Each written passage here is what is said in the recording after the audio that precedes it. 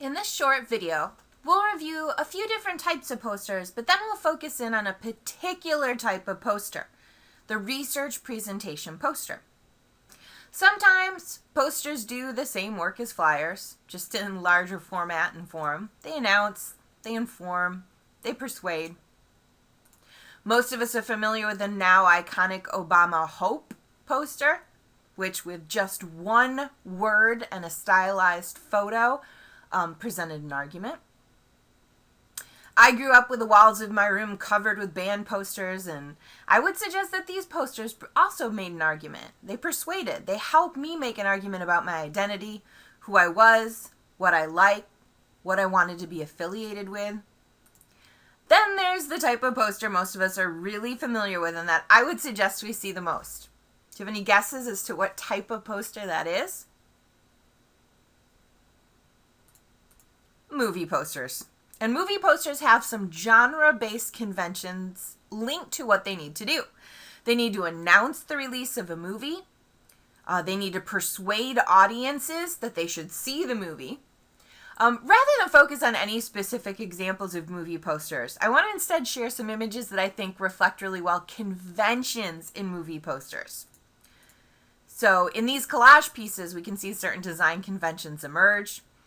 Here we can see a predominant use of orange and black, and almost all of these are action movies. Here the design anchor is a graphic or photograph of a human eyeball. Most of these are horror movies, although not all of them.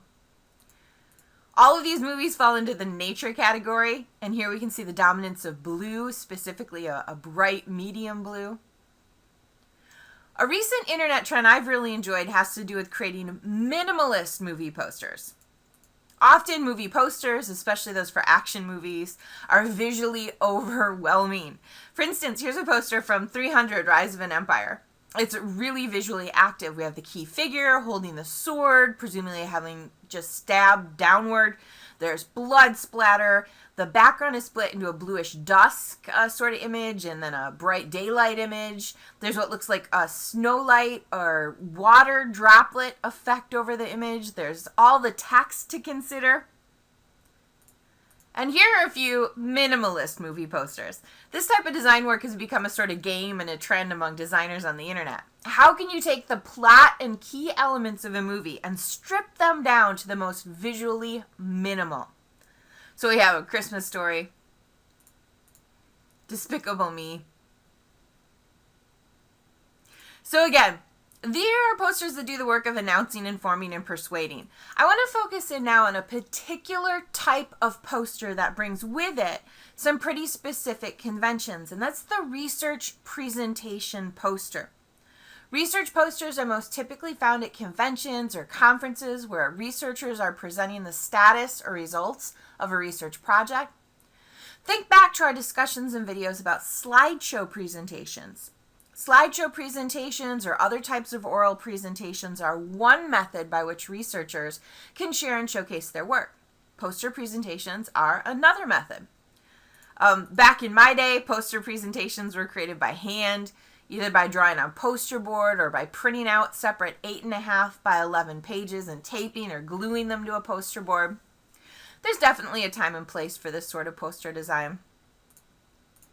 Sometimes researchers would create a PowerPoint presentation, print off the pages, and then fix them to a board or a background. These days, most poster presentations delivered at professional conferences are created in Microsoft PowerPoint or, for the really design-savvy, Adobe InDesign. I usually create research posters in PowerPoint because I'm comfortable with it and I find it easy to work with and manipulate elements. The key difference between creating a slideshow for screen and a poster for print is the page layout. If you're designing a poster in PowerPoint, one of the first things you need to do is set the page size to a conventional poster size, say 48 inches by 36 inches. If you design your whole poster as one small slide, the default 8.5 by 11 or 11 by 8.5, and you try to print it at poster size, the resolution is going to get destroyed. It's going to look pixelated. The text will be blurry. So the first thing you have to do is shift your mind to thinking about the screen as a poster space at closer to 48 by 36. The larger context for most poster presentations is where and how they'll be displayed. This is a photo of a research forum on MSU's campus. You can see the aisles were essentially created for visitors to walk down. Presenters stood near their posters to chat with visitors, to answer questions about their research project. So with this context in mind, let's back up and analyze the content and design elements of a few research poster presentations. Each of these includes a clear, prominent title, along with the research author's name or names, often contact information or organizational information. Each of these sample posters uses good contrast in creating headings that stand out and help guide viewers' eyes across the poster. Different font color and font sizes, sometimes a drop shadow, a text box, help contrast headers from the body text. All three posters use color in interesting ways.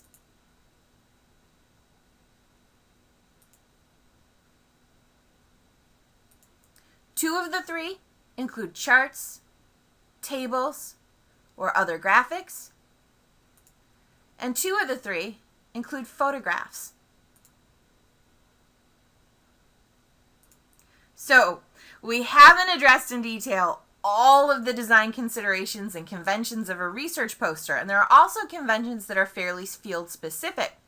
A poster presenting on a medical research study will look different from and include different elements than a poster presenting, for instance, a literary analysis. But I hope this helped you get a sense of the overall shape of research posters and some conventions that span different types of research posters. A few parting thoughts and general design considerations for composing research posters include, first, make sure all of the text on a poster is large and readable, a size that people can easily read while they're standing and maybe 10 to 12 feet away from the poster. A generic, admittedly, rule is never use a font size smaller than 20 to 24 point for a research poster. Make sure the font faces you use are appropriate for your presentation and your audience. For instance, unless you're presenting on, say, a third grade project, don't use an immature looking font face like Comic Sans or Kid Print, or a really aggressive, sloppy font face like Brutality or Laundromat. Remember that text set in all caps and long chunks of text in italics is harder to read than text in standard sentence case. Be sure to effectively use headings and subheadings for the content of your poster, and make sure these headings stand out clearly and visually. And another point about headings, and I'd encourage you guys to rewind a bit and look at those example posters. There are conventional heading names and types depending on your disciplinary focus and who you're presenting to. So one of the key general rules for research poster design is know what's expected in your discipline or for the specific convention or conference that you're going to. And a few more. Don't clutter your poster with long, dense paragraphs of text when it's appropriate and when you can present your information in succinct bullet points. Think about that context, that larger poster room where people were walking up and down the aisles. It was a little bit stuffy in there. It's always really loud. There's tons to look at. It's really hard to capture people's complete attention. So you want to invite them into your poster and allow them to skim key points. Generally avoid using dark backgrounds with light text on top for long chunks of text. Most of us are comfortable reading dark text on light backgrounds. Think black text, white page. This is what we're most comfortable with. You certainly don't have to stick to black and white, but know that putting say light yellow on dark purple might be difficult for readers. And finally, make sure all your figures and your graphs and your other visual content are high quality and will print well and not get blurred or pixelated. Again, 10 to 12 feet away is what you want to generally aim for a poster presentation.